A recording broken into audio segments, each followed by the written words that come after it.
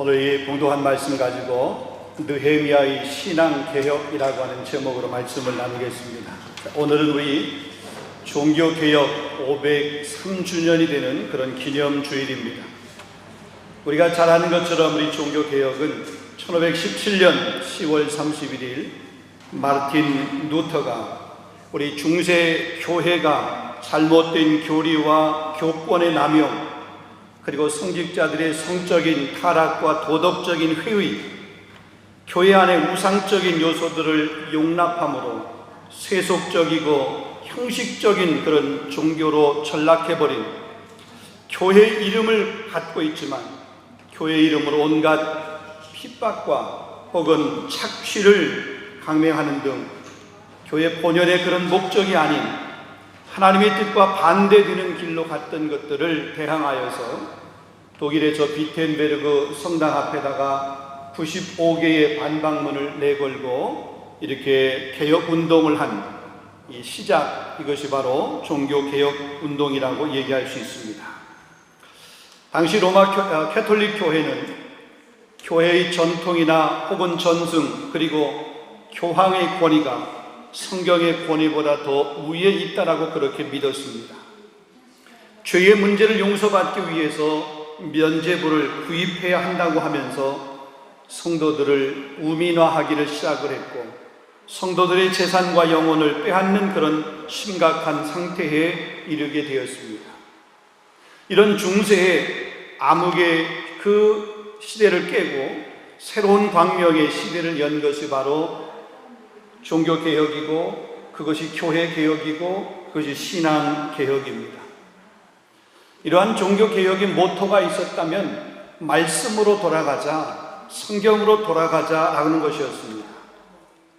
교회의 전통과 면죄부가 우리를 구원하는 것이 아니라 로마서 1장 17절에 있는 말씀처럼 복음에는 하나님의 의가 나타나서 믿음으로 믿음에 이르게 하나니 기록된 바 오직 의인은 믿음으로 말미암아 살리라. 다시 말하면 오직 성경의 권위에 의거하여 구원은 하나님의 은혜로만 주어지고 구원은 믿음으로만 받는다라고 하는 이런 외침을 한 것이 바로 종교개혁이라고 이야기할 수 있습니다. 그래서 이 종교개혁의 5대 원리, 이 5대 원리가 있다면 오직 믿음입니다. 그리고 오직 은혜입니다. 오직 성경입니다. 오직 예수 그리스도입니다. 오직 하나님께 영광입니다. 이를 위해서 우리가 복음으로 돌아가고 성경으로 돌아가야 되고 말씀으로 돌아가야 된다라고 하는 그런 운동이 종교개혁이라는 사실이죠. 그렇다면 이 종교개혁의 정신과 이 운동은 예나 지금이나 동일합니다. 변함없는 진리입니다. 그런데 세상은 이 중세 시대나 현재 우리가 살아가고 있는 이 시대나 우리가 복음으로 돌아가고 말씀으로 돌아가는 것을 쉽게 순순히 그렇게 돌아가도록 놔주지를 않습니다. 온갖 것으로 우리를 유혹하고 때로는 복음 앞에서 멀어져서 살아가도록 그렇게 만들 뿐만 아니라 신본주의가 아닌 인간의 이성과 과학적 합리주의를 기반으로 한 이런 인본주의가 우리의 신앙을 흔들고 있습니다. 최근에 우리 한국 교회 안에 교회에 나아가지 않는 교인들, 일명 가나안 신자라고 하는 이 가나안 증후군을 가지고 있는 사람들이 200만 명이나 된다라고 그렇게 이야기를 합니다. 근데 이 가나안 신자들도 가만히 보게 되면 이들도 한때는 교회 안에서 매우 헌신적이었던 일꾼이었습니다. 열심을 냈던 그런 사람들이었습니다. 때로는 가족을 희생시키면서까지 그렇게 주님 나라를 세워가기 위해서 힘을 썼던 사람이고, 때로는 복음을 위해서, 교회를 위해서 젊음을 아끼지 아니하고 드렸던 그런 믿음의 사람들입니다. 누구보다도 더 뜨거웠던 그런 사람들입니다. 그런데 이런저런 이유로 지금은 교회를 나오고 있지 않습니다. 무엇이 그들을 교회로부터 떠나게 했을까? 교회 밖의 신자로 머물도록 그렇게 만들었을까라는 사실 얘기입니다. 개인적으로도 분명한 이유가 있겠지만 분명한 것은 교회 안에서 혹은 교회의 어떤 문제가 교회 안에 있는 어떤 문제들이 그들을 교회 밖의 신자로 그렇게 만들지 않았는가. 오늘 우리 종교개혁 기념주의를 맞이하면서 우리 교회도 우리 교회가 만든 이런 가난한 신자는 없는지 한번 우리가 돌아보고 그들이 복음으로 돌아오고 성경으로 돌아와서 이 가난한 신자들이 다시 그들이 본래 있었던 그 헌신했던 자리, 그들이 섬겼던 그 섬김의 자리, 그 자리로 돌아올 수 있도록 그들이 그 상실한 믿음을 다시 회복할 수 있도록 하나님 나라의 일꾼으로 다시 설 수 있도록 우리가 강권하여 찾아야 될 줄로 믿습니다. 뿐만 아니라 우리 교회 안에 잘못된 이런 모습들이 있다라고 그러면 그런 모습들을 우리가 바꾸는 노력들도 우리 교회 안에서 필요하다라고 저는 생각을 합니다.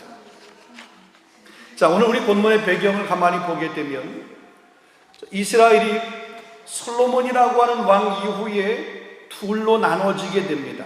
분열 왕국이 오는 거죠. 북쪽 이스라엘과 남쪽 유다로 나눠지게 됩니다. 북이스라엘은 722년경에 아수르라고 하는 나라에 의해서 멸망을 하게 됩니다. 남쪽 유다는 586년에 바벨론에 의해서 멸망을 하게 됩니다. 자, 북이스라엘 말고 남쪽 유다, 이 남유다의 백성들이 BC 605년에 바벨론의 포로로 잡혀가기를 시작을 했습니다. 한 번에 다 잡혀간 것이 아니라 4차례에 걸쳐서 그들이 포로로 잡혀가게 됩니다. 605년경에 다니엘을 비롯한 귀족들이 포로로 잡혀가기를 시작을 합니다. 바벨론의 포로로 잡혀가서 이 포로 생활을 하는 이 남유다의 백성들, 근데 이 바벨론도 이 페르시아 바사 제국에 의해서 멸망을 하게 됩니다. 근데 이 바사 제국이 들어서면서 그 바사의 고레스 왕, 이 페르시아의 고레스 왕이 칙령을 내려서 70년 만에 포로로 잡혀갔던 남유다 이스라엘 백성들이 이제 포로에서 귀환 돌아오게 되는 모습을 보게 됩니다. 그들이 포로로 잡혀갈 때도 한 번에 다 잡혀간 것이 아니듯이 포로에서 귀환할 때도 한 번에 그들이 다 돌아온 것이 아니라 3차례에 걸쳐서 나누어서 그들이 돌아오게 됩니다. 1차 포로 귀환 BC 537년입니다. 그때의 지도자는 스룹바벨이라고 하는 그런 지도자입니다. 스룹바벨은 백성들을 데리고 돌아와서 16년 동안 성전을 재건하는 그런 공사를 했습니다.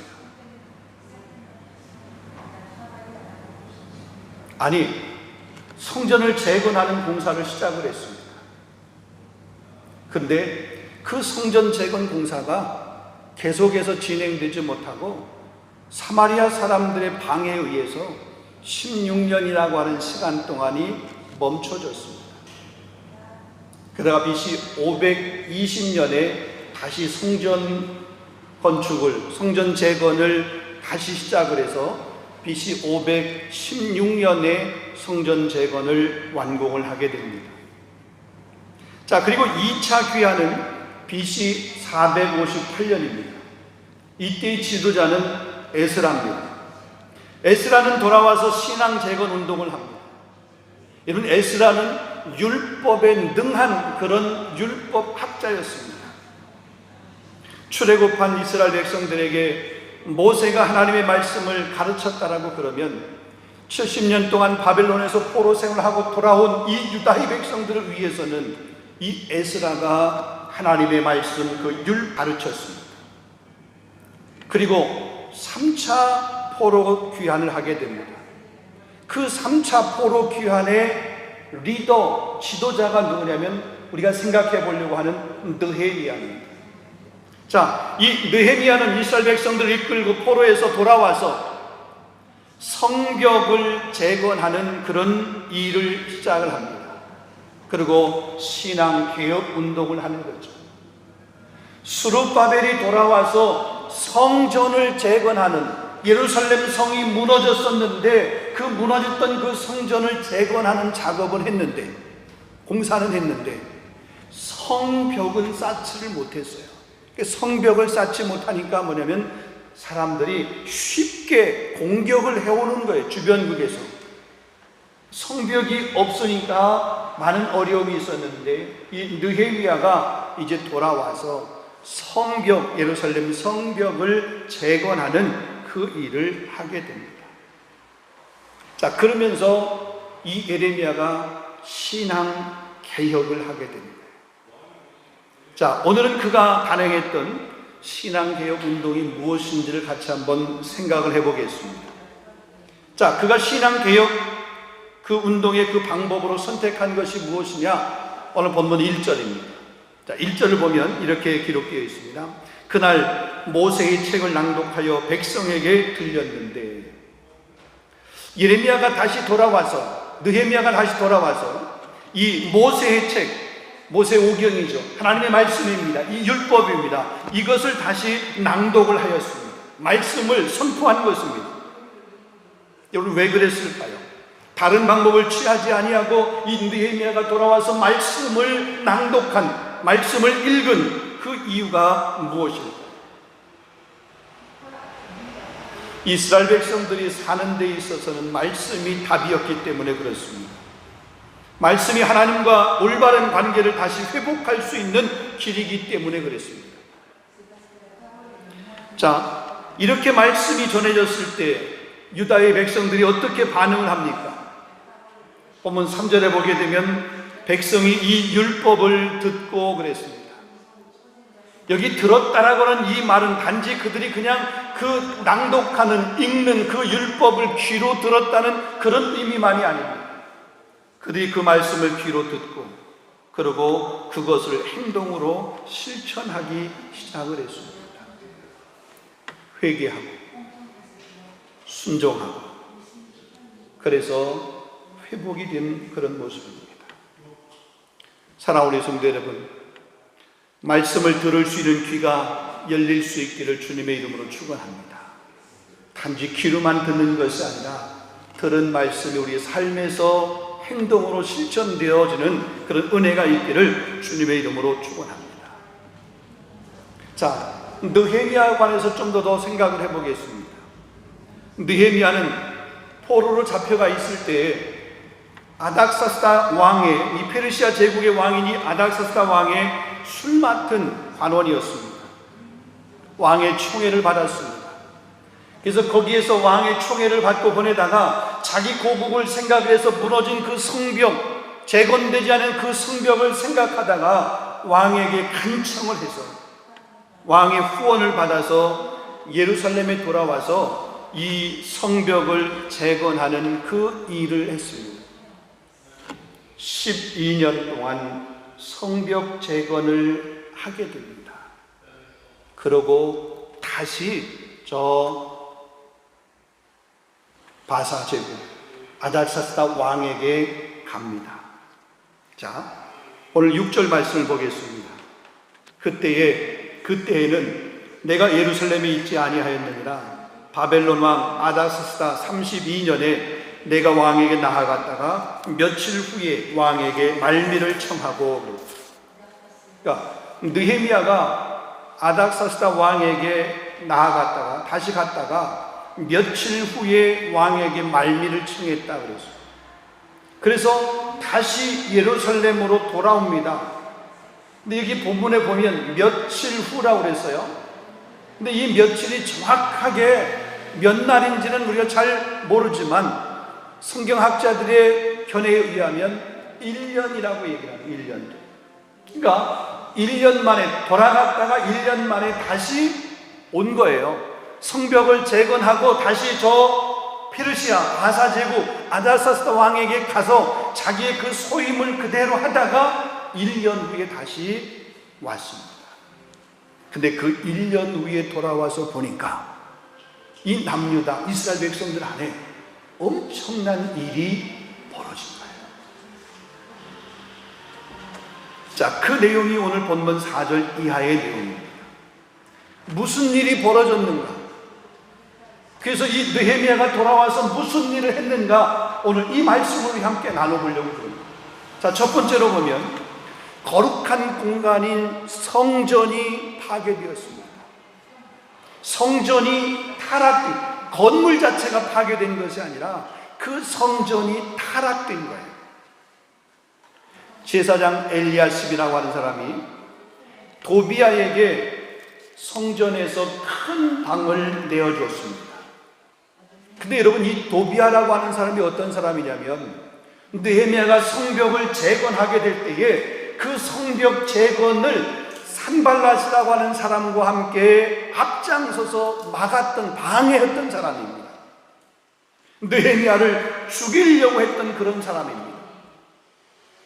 성벽 재건을 반대하고 방해했던 그 사람에게 성전 안에 있는 큰 방을 내어준 것입니다.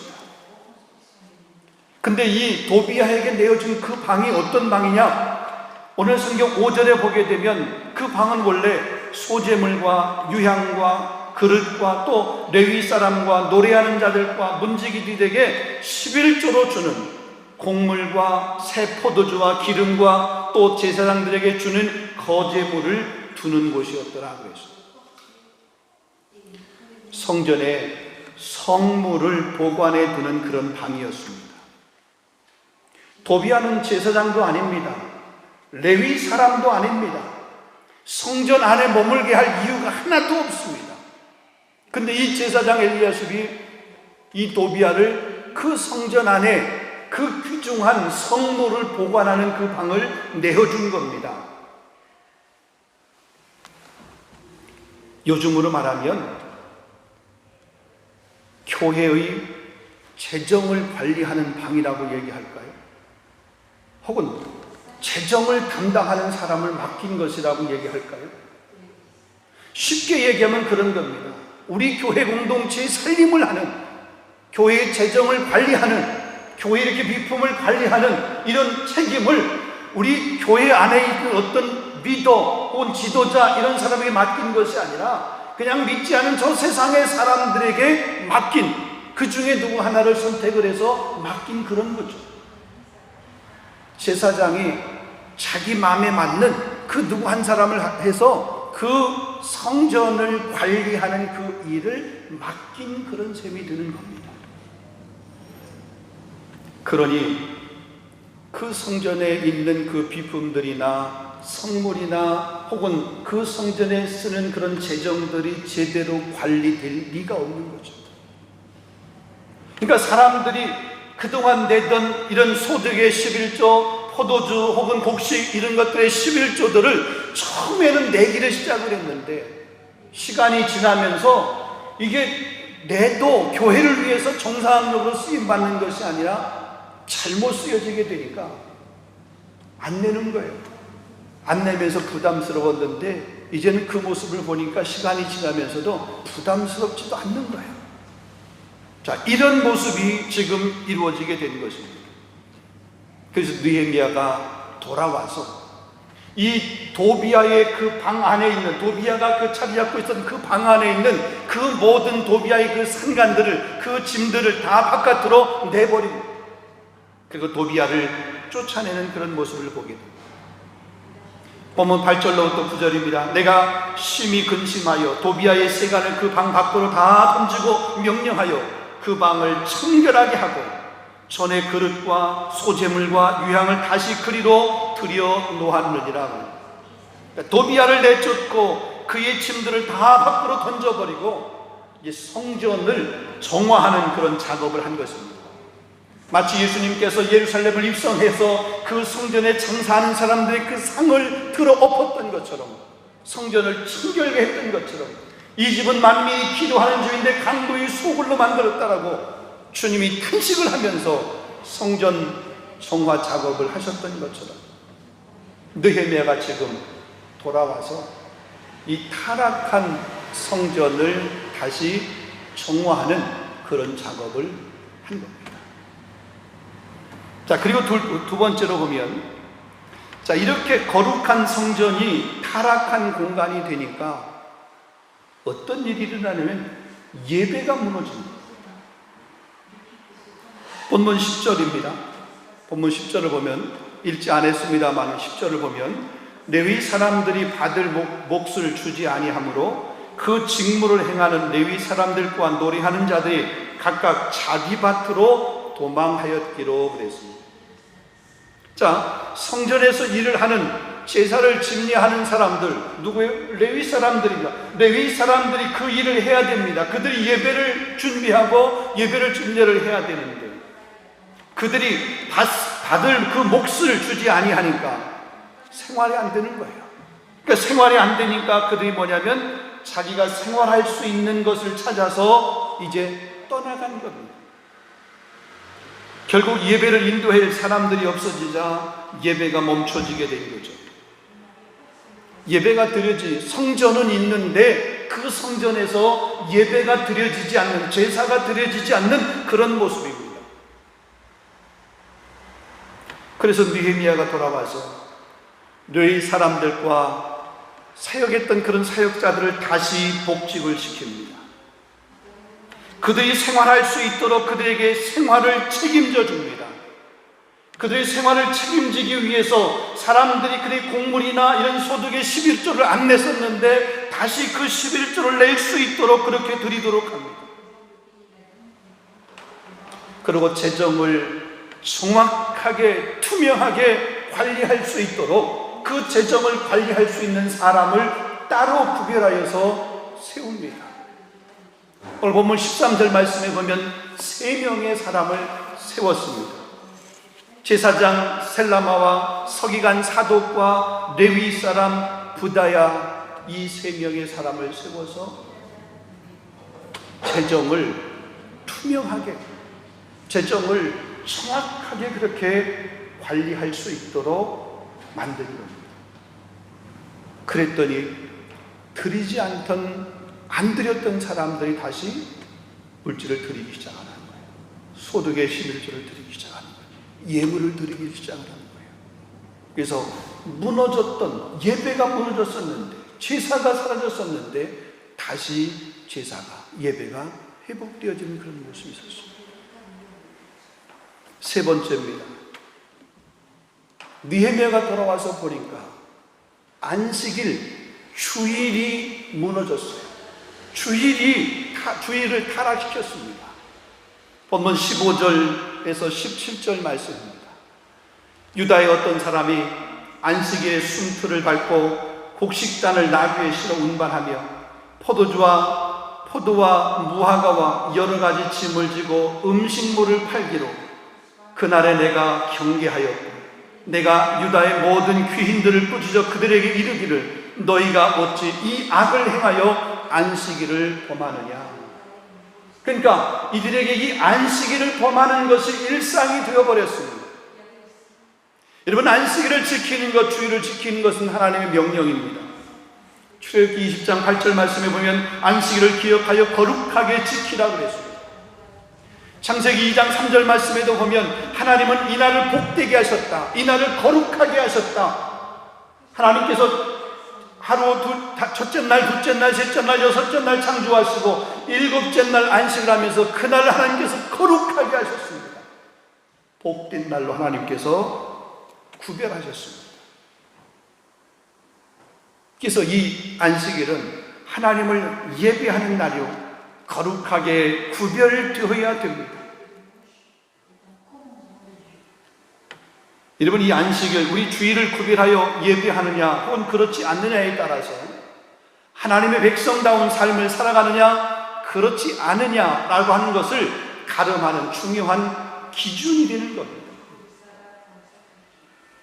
교회가 부패하고 신앙이 병드는 것은 주일이 얼마나 거룩하게 구별되고 중요시 되느냐에 달려있다라고 그렇게 말할 수 있습니다. 지금 이 유다의 백성들이 이 안식일을 지키지 않는 겁니다.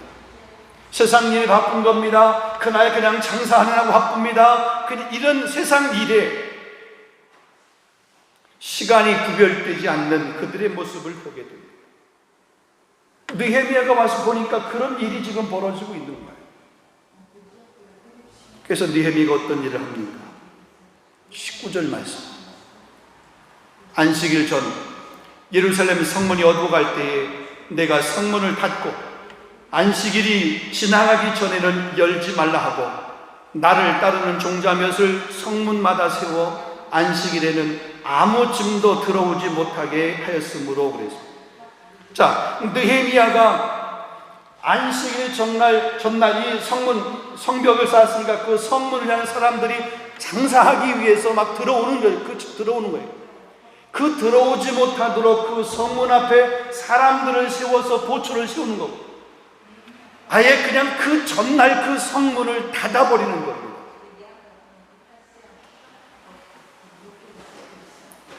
우리 종교개혁자인 장 칼빈은 이런 말이에요. 주일은 하나님을 예배하기 위해서 시간을 떼어놓아야 된다라는 이런 말을 했습니다. 시간이 남기 때문에 그래서 예배하는 것이 아니라 예배하기 위해서 먼저 그 시간을 떼어놓아야 된다, 구별해 놓아야 된다라는. 여러분, 우리가 안식일을, 주일을 지키는 것은 영적이고 영원한 안식이 앞으로 올 것이라고 하는 것을 믿고 그것을 표로 삼는 겁니다. 우리가 이 주일을 지키는 것, 이 주일의 그 기쁨과 주일의 그 안식과 주일의 평안을 누리는 것은 앞으로 장차 주님께서 이 땅에 심판의 주님으로 오실 때 그 영원한 안식, 이것을 누릴 것을 우리가 믿고 그것을 표로 삼는 거예요. 그러니 이 주일이 얼마나 귀한 거예요. 얼마나 중요한 겁니다. 또한 믿음의 백성이 이 정해진 날에 모여서 하나님의 법도를 깨닫고 하나님을 예배하는 날입니다. 노동으로부터 자유하는 날, 쉼과 충전을 의미하는 날, 이 날이 바로 주일입니다. 근데 지금 이 유다의 백성들은 이 주일, 이 안식일을 잃어버린 거예요. 그래서 느헤미야가 돌아와서 신앙개혁운동을 하면서 그 주일을 다시 찾아주는 거예요. 예배를 다시 회복시켜주는 거예요. 성전을 다시 거룩한 성전으로 만드는 그 작업을 한 겁니다. 말씀을 맺겠습니다. 사랑하는 우리 성도 여러분, 우리가 오늘 우리 종교개혁 기념주일을 맞이하면서 느헤미야의 이 신앙개혁, 교회개혁, 이것을 우리가 살펴보면서 혹시라도 우리의 삶에서 성전이 무너뜨려지고 예배가 무너지고 하나님의 나를 구별하는 그 주일을 지키는 것이 무너졌다라고 그러면 다시 회복할 수 있는 그런 은혜가 있기를 주님의 이름으로 축원합니다. 예배에 대한 초심이 흔들리고 혹은 중심이 흔들린 적이 여러분 혹 있습니까? 오늘도 여러분의 영혼과 심령의 그 지성소 안에 무엇이 담겨 있습니까? 하나님을 예배하는 그 소재물과 유향과 그릇들과 기름들로 가득 차 있어야 되는데, 혹시 하나님의 일을 방해하고 세상의 권력을 가지고 교회의 그 거룩한 공동체를 방해하고 회방하고 이 성벽이 건축되는데 그 건축되는 성벽 재건을 방해했던 이 도비아와 같은, 산발락과 같은 그런 모습들이 혹시나 우리 안에 있는지 다시 한번 우리 자신을 돌아볼 수 있는 그런 시간이 될 수 있기를 원합니다. 그래서 정말 오늘 이 종교개혁 기념주일을 맞이해서 우리 교회와 예배와 주일의 중요성을 깨닫고 건강한 신앙으로 또 하나님 앞에 인정받고 칭찬받는 하나님의 귀한 백성으로 살아가는 저와 여러분 우리 교회가 될 수 있기를 주님의 이름으로 축원합니다. 기도하겠습니다. 거룩하신 하나님 아버지, 우리 종교개혁 기념주의를 맞이해서 느헤미야의 신앙개혁운동, 이 귀한 느헤미야가 포로 생활 가운데서 돌아와서 어떻게 신앙개혁운동을 했는지를 살펴보면서 혹시나 우리 안에 무너진 성전 개념이 있다면 그 성전의 개념을 다시 한번 회복할 수 있도록 인도하여 주시옵소서. 우리 예배가 무너졌으면 다시 예배를 회복하게 하여 주시옵소서. 시간을 구별하는 이 주일이 무너진 심령들이 있으면 다시 시간을 구별하여 하나님을 예배하는 거룩한 주일로 지킬 수 있는 우리 모든 권속이 될 수 있도록 하나님 인도하여 주시옵소서. 세상은 끊임없이 교회를 흔듭니다. 세상은 끊임없이 우리 성도들을 흔듭니다. 사단은 우는 사자처럼 두루다니며 삼킬자를 찾고 있다고 했는데 하나님, 우리가 말씀 앞에 굳게 서서 성령으로 무장되어서 사단의 미혹과 유혹 앞에 넘어지지 않게 하여 주옵소서. 이 시대에 날마다 신앙개혁 운동을 할 수 있는 우리 모든 권속들, 우리 성도들 다 될 수 있도록 인도하여 주시옵소서. 예수 그리스도 이름으로 감사하며 기도하옵나이다.